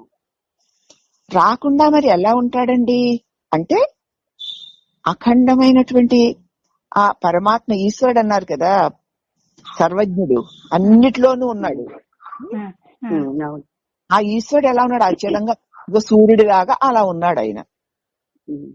ఇప్పుడు నువ్వు కూడా దీనిలో నేను దూరకపోతే ఈ చిరు దీపం ఆ అఖండ దీపంలో, ఆ ప్రజ్ఞా దీపంలో కలిసిపోతుంది. అచలం ధ్రువం శివం ఉంటావల్ల అంతే ఊరక. దాని సన్నిధానంలోనే ఈ దేహేంద్రియ మనోబుద్ధులు మహాశక్తి ఆధీనంలో నడపబడుతున్నాయి అని తెలుసుకొని ముందు ఉంటాడు జీవన్ముక్తుడు.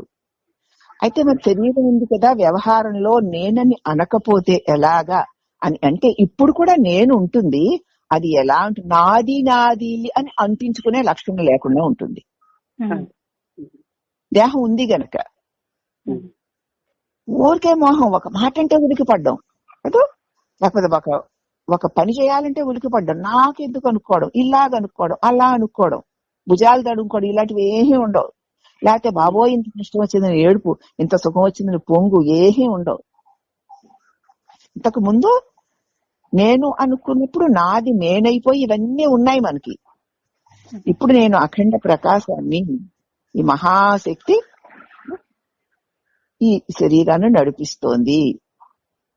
పంచీకృత మహాభూత సంభవం కర్మ సంచితం శరీరం సుఖ దుఃఖానం భోగాయ తనముసి. పంచభూతాలతో తయారు చేయబడిన ఈ శరీరం ప్రారంధ కర్మానికి అనుగుణంగా అనుభవించడానికి అనుగుణంగా వచ్చింది. అది అనుభవింపబడి తీరుతుంది. అలాగే అనుభవించడానికి శరీరం ఒక పరికరం అంతే.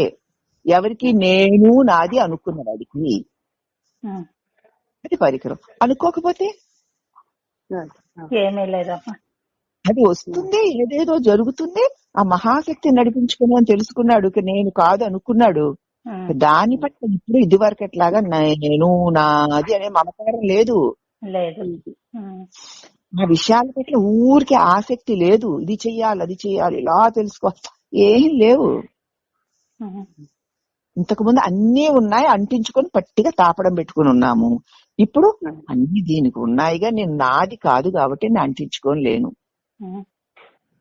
ఇప్పటి నేను జ్ఞానం కలిసి, నేను చిత్స్వరూపాన్ని, నేను తెలివి స్వరూపాన్ని, సూర్యుని వలె ఉన్నానంతే అని తెలుసుకున్న వాడికి ఈ దేహం ఉంది గనక నేను ఉండదా అంటే ఉంటుంది.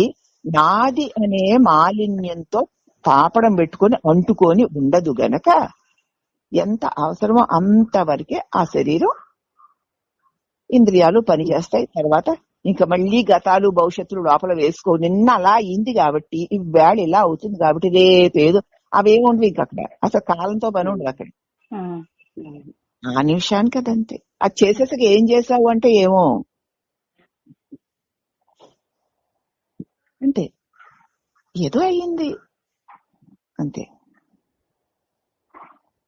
అలాగా ఉంటుందన్నమాట జీవన్ముక్తిని యొక్క జీవ వ్యవహారం. అంటే జీవ వ్యవహారం కాదు, అది చెప్పాలి కాబట్టి నేనుంటుంది. అది కాల్చిన వేగించిన విత్తనం లాగా, కాల్చిన తాడులాగా ఉంటుంది. నాది లేకుండా పవిత్రంగా ఉంటుంది. ఈ వ్యవహారం జరుగుతున్న ఏది అతనికి అంటదు అని మనకి దీని అర్థం. తాను కించిజ్ఞుని ఎంచడం బాహ్య వస్తువుని గ్రహించటం వల్ల కలిగిన దోషమే. ఈ బాహ్యమే ఇది నాది, అది నాది, ఇది కాదు, వాళ్ళు వీళ్ళు అనుకుంటూ బాహ్య వస్తువులన్నిట్లో తిరుగుతూ ఉండడం వల్ల వీడు అల్పుడైపోయాడు. ఇప్పుడు ఆ బాహ్య వస్తువుని గ్రహించడం మానేవమ్మా, నీకెందుకమ్మా, ఏది ఎలా ఉండాలో పరమాత్మకు తెలియదా? ఎవరిని ఎలా ఉంచాలో, ఎక్కడ ఉంచాలో, ఎవరి చేత ఏ పనులు ఎందుకు చేయించాలో ఆయనకు తెలియని ప్లాన్లు ఎందుకు? బాబాయ్ ఉండగలనవని నేను ప్లాన్లు వేయకపోతే ఎలాగా? అలా అయిపోయింది మన బతుకు. అందుచేత ప్లాన్లు మానేయి. నీకు ఎలా అవ్వాలి అది అవుతుంది. నువ్వు ప్లాన్ వేసినా ఈశ్వరుడు అనుకున్నట్టే అవుతుంది, వెయ్యకపోయినా ఈశ్వరుడు ఆనుకున్నట్టే అవుతుంది. అందుచేత బాహ్య వస్తువుని గ్రహించడం మానేయి. నీకెందుకు?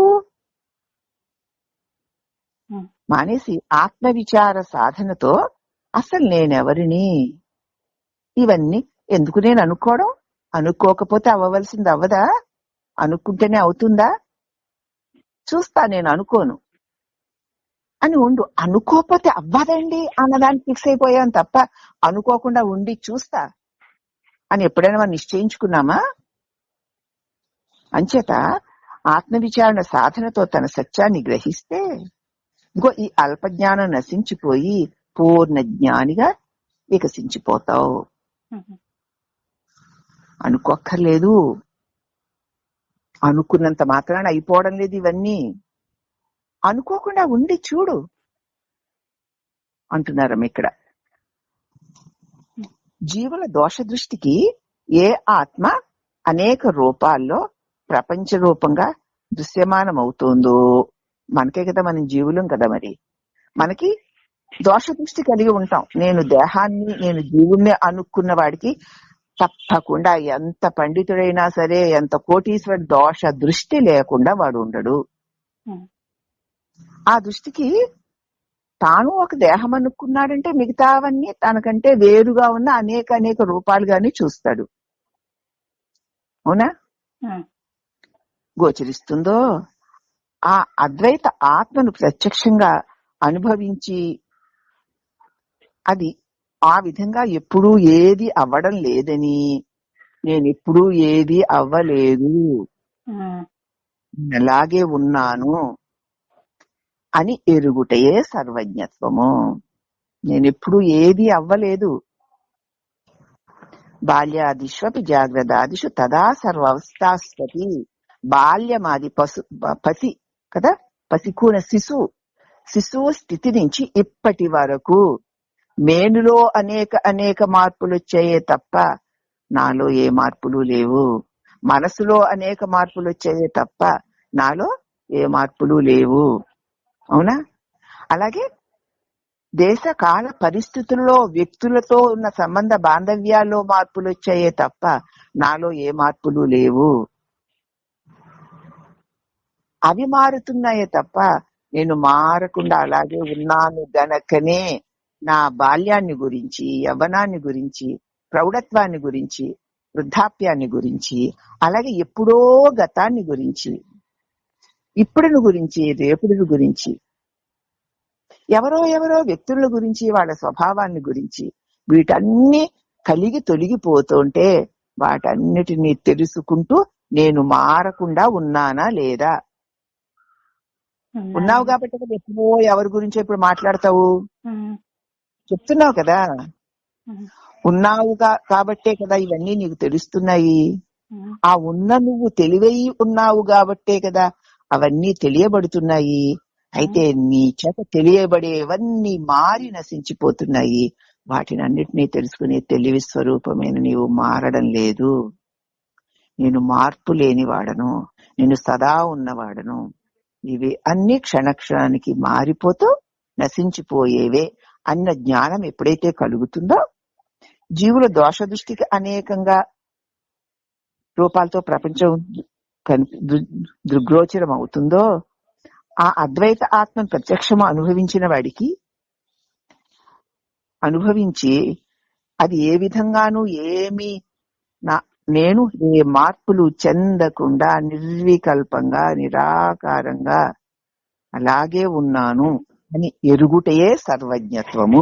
అదమ్మా అర్థమైందా? సర్వజ్ఞత్వానికి చక్కటి వివరణ. అది మన అనుభవమైనా ఎవరి నుంచైనా ఎక్కడి నుంచైనా తెచ్చుకున్నదా? మనదే కాదు. మరి ఇక్కడ నువ్వు ఉన్నావా లేదా? ఏదో చెప్తాను నేను, ఎప్పుడో నాకు చిన్నప్పుడు అండి ఇలా అయిందండి అలా అయిందని చెప్తూ ఉంటాను కదా. అప్పుడు నువ్వు ఉన్నావా అని అడుగుతావా నన్ను? అడగనమ్మా. మరి ఎందుకు అడగవు? ఉన్నాను కాబట్టి. అప్పుడు కూడా ఇది ఉంది కదా, ఉంది కాబట్టి దాని గురించి చెప్తోంది. మరి ఇప్పుడు ఉంది, అదే ఇప్పుడు ఉంది. కాశీలో ఉన్నవాడే రామేశ్వరంలో కూడా ఉన్నాడు, అవునా? కాశీలో ఉన్నాడు, ఉన్నప్పుడు ఎవరినో చూశాడు, మళ్ళీ రామేశ్వరంలో ఉన్నాడు, అప్పుడు కూడా ఎవరినో చూశాడు. వాడే వీడు, వీడే వాడు. ఏమండో కాశీలో మిమ్మల్ని చూశాను, మీరే కదా అంటాడు వాడు. నేనే అని వీడు అంటాడు, అవునా?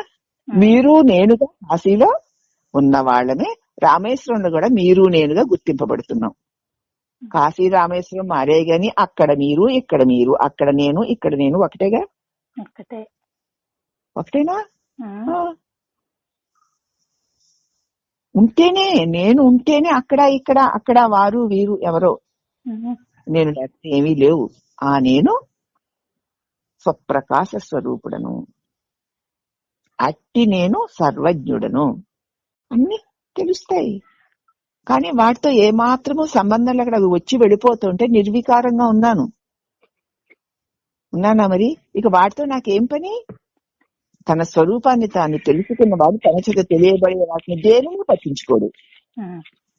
ఇన్నాళ్ళు పట్టించేసుకుని కౌగిలించేసుకుని ఆనాడు ఎప్పుడో దుఃఖం వస్తే ఇప్పుడు తలుచుకుని ఇప్పుడు ఏడుస్తూ ఉండడం, ఆనాడు ఎప్పుడో సుఖం వస్తే ఇప్పుడు తలుచుకుని ఇప్పుడు పొంగిపోతూ ఉండడం, అలాంటివి ఏమీ ఉండవు. అవన్నీ వచ్చి వెళ్తున్నాయి, నేను అలాగే ఉన్నాను.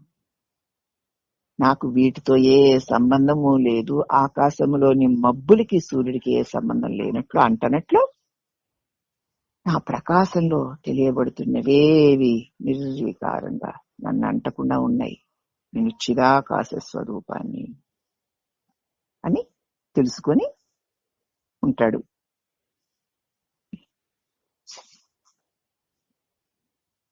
ఇక దోష దృష్టి పోయి జ్ఞాన దృష్టి పొందడమే సర్వజ్ఞత్వము. ఇప్పుడు అర్థమైంది. ఇంత చెప్పిన కథ అయ్యాక భగవాన్ ఏమంటున్నారంటే దోష దృష్టి పోవడం, జ్ఞాన దృష్టి కలగడం. దోష దృష్టి అంటే ఏమిటి? నేను శరీరాన్నని, నేను జీవుడినని, నేను పరిమితున్న శరీరానికి పరిమితులం కాదు, మిగతా వారందరూ తనకంటే వేరని ఈ దేహ పరిమితి భావముతో చూస్తూ ఉండడం వల్లనే ఈ అనేకత్వం గోచరిస్తోంది. దాని మీద రాగద్వేషాది ఆశాపాశాలు కలుగుతున్నాయి. అదే దోష దృష్టి. జ్ఞాన దృష్టి అంటే ఇవన్నీ కలిగి తొలుగుతోండగా అన్నిటినీ తెలుసుకుంటూ ఏదీ నేను కాకుండా నిర్వికారంగా ఉన్న ప్రజ్ఞాస్వరూపాన్ని అని తెలుసుకోవడం జ్ఞాన దృష్టి. ఈ దోష దృష్టి పోయి జ్ఞాన దృష్టి పొందడమే సర్వజ్ఞత్వము అని భగవాన్ ఉపదేశిస్తున్నారు మనకి. సర్వజ్ఞత్వం అంటే తెలిసిన అన్నీ తెలుసుకోవడం కాదు, అన్నీ తెలుసుకోవడానికి ఆధారమై ఉండడం. ఎవరికి తెలుసుకోవాలి అనేవాడు ఒకడు ఉంటే వాడికి ఆధారమై ఉన్నాడు, అవునా? కానీ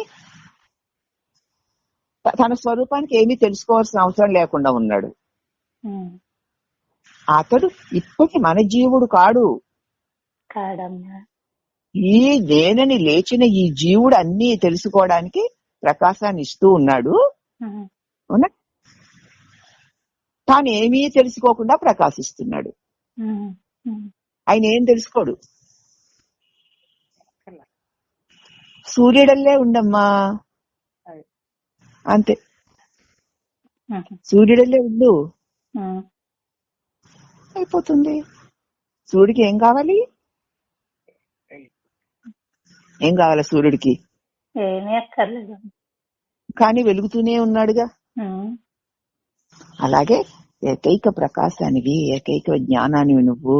సూర్య సన్నిధానంలో అన్ని కలిగి తొలుగుతున్నట్లు అఖండ జ్ఞాన స్వరూపమైన నా సన్నిధానంలో అన్ని అని అనుకోక్కర్లేదు. నువ్వు అలా వెలుగుతూ ఉంటావంతే. నీ సన్నిధానంలోనే మేనని ఒకడు లేచొచ్చి నేను పట్టుకుని అన్నిటినీ తిరుగుతూ ఊరేగుతున్నవాడు ఉన్నాడే. ఉన్నాడు. ఇప్పుడు మన జీవుడు, మనకి జ్ఞానం తెలియ, ఇప్పుడు జీవుడు అదేగా. వీడితో నాకేం పని లేదు, వీడు నేను లేకపోతే లేడు. అవునా? వీడితో ఏం పని? ఏ ప్రారబ్ధ వశాన ఈ శరీరం వచ్చిందో అది దాని పని చూసుకుంటుంది. అది కూడా స్వయంగా చూసుకోలేదు. మళ్ళీ ఆ ప్రకృతి కూడా నా సన్నిధానంలోనే. నిద్రలో నీకు ప్రకృతేలే. ప్రకృతి అంటే ప్రపంచం కదా. ఏమీ లేదమ్మా. అదే మరి నీ స్వరూపం అది. నిద్ర అనుభవాన్ని మెలకువలో గుర్తెచ్చుకోలేకపోతే మెలకువలో సూర్యుడివై ఉన్న భావంలోనన్నా ఉండు. సూర్య సన్నిధానంలో సమస్త విశ్వము, ఆ విశ్వంలో ఎంతమంది ఎన్నెన్నో జరుగుతున్నాయో, ఏదైనా పడుతుంది ఆయనకి. ఈ దేశంలో ఆ దేశంలో అక్కడ ఇక్కడ యుద్ధాలు, కాలిపోవడాలు, ఏదో యాక్సిడెంట్ అయిపోవడాలు, చచ్చిపోవడాలు, పొడిసేసుకోవడాలు, చిట్టేసుకోవడాలు, కొట్టేసుకోవడాలు, అన్యాయాలు, పాపాలు, శుభకార్యాలు, పెళ్లిళ్ళు, ఒక్కొక్క పెళ్లిళ్ళు కోట్ల ఖర్చు పెట్టి పెళ్లిళ్ళు చేసుకోవడాలు, ఆహా ఊహన్ గంతులేయాలు, 3వ రోజు మొక్కలైపోవడాలు, ఇవన్నీ జరుగుతున్నాయి కదా. కానీ సూర్యుడికి కొంచెం అన్నా పడుతోందా? నిర్వికారంగా నిరంజనంగా లేడు. ఉన్నాడా? అట్టి ఆత్మసూర్యుడివమ్మా నువ్వు. కాబట్టి నిన్ను నువ్వు సూర్యుడిగా గుర్తించు, అంటే ప్రకాశంగా గుర్తించు.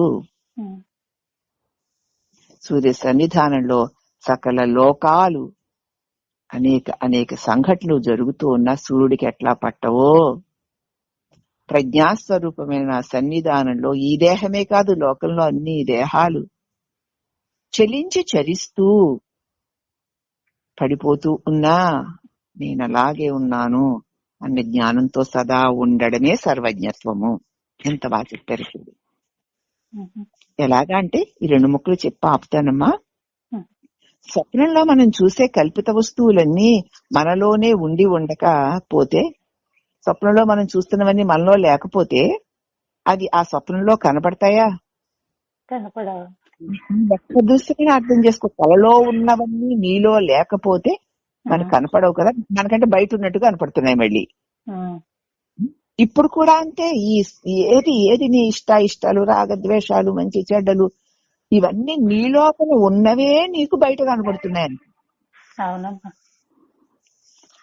అలాగే ఈ న్యాయం ప్రకారమే ఈ మెలకువలో కనబడే ఈ ప్రపంచమంతా కూడా ఏ ఒక వస్తువులో కేవలం కల్పితమై కనిపిస్తోందో ఆ ఏకమైన ఆత్మను అనుభవపూర్వకంగా తెలుసుకో. నువ్వు నిద్రలో వచ్చిన కళలో ఒక ప్రపంచం, దానిలో ఇప్పుడు ఈ ప్రపంచంలాగే అనేకం, అక్కడ కూడా తిట్టుకోవడాలు, కొట్టుకోవడాలు, పెట్టుకోవడాలు, చావడాలు, పుణ్యాలు, పాపాలన్నీ చేయడాలు, అన్ని ఆ అనుభవాలు, సుఖ దుఃఖాలన్నీ కలిగాయి. ఎక్కడ? కళలోనండి అంటావు. కళ ఎవరిలో? నాలో. మరి అంత పెద్ద ప్రపంచం నీలో ఎలా పట్టిందమ్మా? ఈ బొమ్మవే నువ్వైతే పడుతుందా? మరి అంత ప్రపంచం, దేశాలు, కాలాలు, దేహాలు, మనుషులు, వ్యక్తులు, వ్యవహారాలు, సృష్టి అంతా పట్టిందా లేదా? మరి ఏది నువ్వైతే నీలో పడుతుంది? అలా వచ్చింది, ఇలా వచ్చింది, అలా వచ్చింది, చూసాను. అసలు కళంటే ఏంటి అన్న ఆలోచన లేదు, చెబితే అర్థం కాదు, వినాలని బుద్ధి లేదు. ఏంటి అసలు కళంటే? అంత పెద్ద ప్రపంచం నాలో ఎలా పట్టింది? ఈ శరీరంలో పడుతుందా? మరి శరీరం నేను అనుకుంటున్నాను, మరి నాలో ఎలా పడుతుంది? పట్టదు కదా. మరి అయితే నేనేమిటి? అంత పెద్ద ప్రపంచాన్ని ప్రకాశింపచేసేటువంటి, తెలుసుకొనగలిగేటువంటి ఏదో ఒక ప్రకాశం అక్కడ ఉంది కదా. మరి నాకు అలా అంటున్నావు, నాకే కనపడింది అంటున్నావు. మరి నువ్వు ఆ ప్రకాశమై ఉండకపోతే ఈ సమస్త నీ కలలో గతి ప్రపంచమంతా ఆ ప్రకాశ స్వరూపమైన నీలోనే ఉండకపోతే నువ్వెలా చూడగలవు? కళని ప్రశ్నించి చూసుకోండి. విశ్వం నా లోపల పట్టిందా అంటే నేను ఈ దిమ్మని కాదన్నమాట, ఈ చిన్న బొమ్మని కాదన్నమాట. ఇంత ప్రపంచాన్ని లోపల పట్టించుకోగలిగినటువంటి మహావ్యాపకాన్ని, వ్యాపక స్వరూపాన్ని, అంత ప్రపంచం కల్లో నాలో పట్టిందే. ఈ మెలకువలో కూడా నాలోనే ప్రపంచం అంతా పట్టింది, నా చేతనే తెలియబడుతూ ఉంది. మెలకు ఉన్నంతసేపు నాకంటే వేరుగా తెలియబడుతూ, నాలోనే ఉండి నాకంటే వేరుగా తెలియబడుతూ, అది పోయాక నేను ఉండిపోతున్నాను. అవునా? అది ఉన్నా నేనే ఉన్నాను, అది పోయినా నేనే ఉన్నాను. కళ ఉన్నప్పుడు నేనున్నాను, కళ పోయినప్పుడు నేనున్నాను. కళలో ప్రపంచం నాలోనే కనబడి అదృశ్యమైంది. ఈ మెలకులో ప్రపంచం నా దేహం కాదు, ఇప్పుడు నాలోనే. కళ ఏ నీలో కళ ప్రపంచమంతా పట్టిందో ఆ నీలోనే ఈ మెలకు ప్రపంచమంతా పట్టేస్తుంది. ఇప్పుడు నువ్వెవరివి? ఈ విశ్వమంతటిని వ్యాపించి తెలుసుకోగలుగుతున్న ప్రకాశాన్ని. ఇది తొలుగుతుంది ప్రకాశమైన నేను, తెలివినైన నేను మిగిలే ఉన్నాను. అది తొలిగింది, అది తొలగినా నేను ఉన్నాను కనుక దాని గురించి చెప్తున్నాను. ఇదే తొలుగుతుంది, అయినా నేను ఉన్నాను కాబట్టి దీని గురించి నేను చెప్పగలుగుతున్నాను. విధులలో ఏమీ లేదు, నేను ఉన్నాను కాబట్టి ఏమీ లేదు అని కూడా చెప్పగలుగుతున్నాను, అనగలుగుతున్నాను, అనుకోగలుగుతున్నాను. మరి అట్టి నేను ఈ చిన్న బొమ్మని దిమ్మనేనా? కాదు. ఈ బొమ్మ దిమ్మ నేను కాదు అన్నప్పుడే నీకు దేహం వదిలేసింది. మరి నేను వాటిని చిన్మయోహం శివోస్మి. ఇంత విచారణ చేసిన తర్వాత చిన్మయోహం దగ్గరికి వెళ్తాం మనం. అట్టిది నీ స్వరూపము అని అనుభవపూర్వకంగా తెలుసుకొనిటే సర్వజ్ఞత్వం అవుతుంది. ప్రస్తుత ఈ నాగరికత యొక్క వ్యామోహంలో పడక, ఇప్పుడు ఈ నాగరికత పెరిగాక ఎంత వెర్రితనాలమ్మా, ఏమిటేమిటో పిచ్చి పిచ్చివి, ఎక్కడెక్కడో ఎవరెవరో ఏవేవో ఇలా చేయాలట అలా చేయాలట అనుకోవడం, అది ఎంతో గొప్ప అనుకోవడం, మనం కూడా తైతక్కలాడుతూ పనులన్నీ చేసేస్తూ ఉండడం. ఈ నాగరికత యొక్క వ్యామోహంలో పడకు, సాధకుడు కదా నీకు. నికృష్టమైన లౌకిక ఈ విద్యా రంగాల్లో లౌకిక విద్యలు నేర్చుకోవడంలో గొప్ప ఆసక్తి పెట్టేసుకుంటున్నారు. ఆ దేశాలు ఈ దేశాలు వెళ్ళి అవి చదివి ఇది నేర్చుకోవాలి. ఏమిటి అక్కడైనా వాడు కడుపు తినడానికి కదా, ఆ ఒళ్ళుని పోనీ రత్న కంబళీలు కప్పుకుంటాడేమో మరి, అంతే. ఎక్కడికి వెళ్ళినా అంతేనా? కొత్త విద్యలు నేర్చుకుని దేశాలంటా పోయి అక్కడ వాళ్ళకి చాకరీలు చేసి అక్కడైనా ఆ కడుపు నిండడానికే, ఆ శరీర రక్షణ కోసమే. అది పెద్ద గొప్ప అనుకోవడం, మా ఓడి ఇలాగా మా ఓడి అలాగని వీళ్ళు ఈ తెంగరోళ్ళు అనుకోవడం. కాబట్టి ప్రస్తుత నాగరికత యొక్క వ్యామోహంలో పడకు. నిష్కృష్టమైన లౌకిక విద్యారంగాలు, లౌకిక భోగ భాగ్యాల మీద ఆసక్తిని విడిచిపెట్టు. దాన్ని తోసిపుచ్చడంతో పాటు పరమాత్మ వేరు జీవాత్మ వేరు అనే భేద బుద్ధిని కూడా వేరుతో సహా పకిలించి పడై. నేను అంటే ఈ శరీరంలో బంధితుడనైన జీవుడను కాను. నాయందే స్వప్నమందు ఒక పెద్ద ప్రపంచం ఈమిడిపోగలిగింది. నాయందే మెలకువలో కూడా పెద్ద ప్రపంచము ఇవిడి ఉన్నది. నేను ఈ దేహమందు ఉన్న అల్పమైన జీవుడను గాను. సమస్త దేహమును నాలో ఆ మీద ఆధారపడి ఉన్నటువంటి, దేని మీద ఆధారపడకుండా ఉన్నటువంటి ఆ పరమాత్మనే నేను అని తెలుసుకో అని. నేను వేరు, ఆ పరమాత్మ వేరు అనేటువంటి బుద్ధిని కూడా వేరుతో సహా పెకిలించి వేయి. అప్పుడే శివజ్ఞానం సత్యగోచరం అవుతుంది. అప్పుడు తప్ప సత్యజ్ఞానం మాటికి స్వప్నాన్ని ఒకసారి పరిశీలించుకో. ఈ కళ వచ్చింది ఆ కళ వచ్చింది కళ కబుర్లు చెప్పడం కాదు. కళలో అంత ప్రపంచం నాలో ఎక్కడ పట్టింది, ఎలా పట్టగలిగింది? నేను ఇంత శరీరం అయితే నాలో పడుతుందా? ఓహో పట్టింది కదా, కాబట్టి ఈ పరిమితమైన శరీరంలో ఉన్న జీవుడను కాను. అంత ప్రపంచంలో ప్రకాశింపచేస్తూ దానిలో ఏవేవో జరుగుతుంటే వాటినన్నింటినీ తెలుసుకుంటూ అవి వెళ్లిపోయిన తర్వాత కూడా మిగిలి ఉన్న తెలివిని. అలాగే ఈ మెలకులో కూడా ఈ పరిమితమైన శరీరంలో ఉన్న జీవుడను కాను. ఈ సమస్త ప్రపంచాన్ని ప్రకాశింపచేస్తూ తెలుసుకుంటూ అపరిమితుడనై ఉన్న నేను ఈ శరీరం మారిపోతున్నా, ప్రపంచం మారిపోతున్నా మారకుండా ఉన్నటువంటి ఏకైక సద్వస్తువును. అట్టి నేను స్వల్పమైన జీవుడను కాను, సదా సర్వత్రా సర్వే ప్రకాశిస్తున్న పరమాత్మను అని తెలుసుకోవడమే శివజ్ఞానము, సత్యజ్ఞానము. అంతకు మించినవన్నీ ఎంత గొప్పవని మీరు అనుకోండి ఆ సత్యాలే. ఏరండి రాజులు, చక్రవర్తులు, లోకాలను పాలించిన మహా ధన సంపన్నులు, మహామేధావులు, పండితులు ఏరి లేరే? మరి నువ్వు ఏం చేసి ఏం గొప్పవాడివైపోయి ఎంతకాలం ఉడిగించేద్దాం ఇక్కడ పడి ఉందాం అనుకుంటున్నావు? ఎవ్వరూ లేరు. మిథ్యలవన్నీ. అంతా మిథ్య తలంచి చూసిన నరుండెట్లో తెరింగిన సదా కాంతలి పుత్రులు కాయంబు నీ ప్రాయమే. చూడు, ఊరికే అలా అలా కల్లోలాగా ఉన్నట్టు కనపడుతుంది, ఉండకుండా మారిపోతుంది. కాయము ప్రాయము, శరీరము ఈ వయసు. సదా కాంతలు పుత్రులు, భార్యలు, బిడ్డలు ఏరి ఏరి నావాళ్ళు అని అనుకున్న వాళ్ళేరి, అనుకోబడిన వాళ్ళేరి. మిథ్య కాకలిది సత్యమా? కాబట్టి నువ్వు ఉండడమే సత్యం, మిగతా అవన్నీ భ్రాంతి వల్ల నీకు సత్యం అనిపిస్తున్నటువంటి అసత్యములే. నేనున్నాను. అట్టి నేను ఉదాహరణ చెప్పుకుంటే సూర్యుడి వలె. అవునా? ఈ జ్ఞానం ఎప్పుడైతే స్థిరపడుతుందో అప్పుడు శాంతి రాజ్యం వెళ్తుంది. దుఃఖ ప్రశ్నే లేదు, దుఃఖ పడవలసిన వస్తువే లేకుండా పోతుంది. అదే నీ నిజస్వరూపము. అప్పుడే శివజ్ఞానము సత్యమే నీకు అనుభవానికి వస్తుంది. అంటే ఈ సర్వజ్ఞత్వము అనేటువంటి అంశాన్ని గురించి చాలా చక్కగా లోతుగా చెప్పారమ్మా. మనం కూడా చాలా వివరణగానే చెప్పుకున్నాము సర్వజ్ఞాని గురించి. ఇక రేపు తురీయాతీతం గురించి చెప్పుకుందాం. సరేనమ్మా? అలాగే. హరి ఓమము.